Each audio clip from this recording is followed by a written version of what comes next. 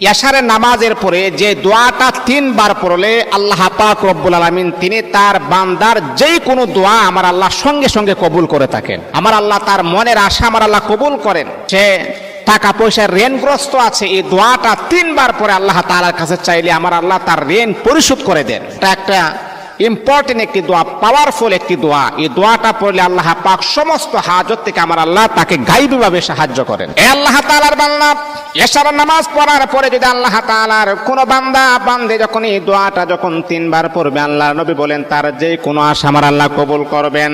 ব্যবসা বাণিজ্য লস হচ্ছে, আমার আল্লাহ তাকে লাভবান বানায় দিবেন। মনের আশা কবুল হচ্ছে না, আমার আল্লাহ মনের আশা কবুল করে দিবেন। যে দোয়াটা পড়লে আল্লাহ নবী বলেন তার যে কোনো দোয়া আমার আল্লাহ কবুল করবেন। দোয়াটা কি? আল্লাহুম্মা ইন্নী আসআলুকা বিআন্নী আশহাদু আন্নাকা আনতাল্লাহ লা ইলাহা ইল্লা আনতা আহাদুস সামাদুল্লাযী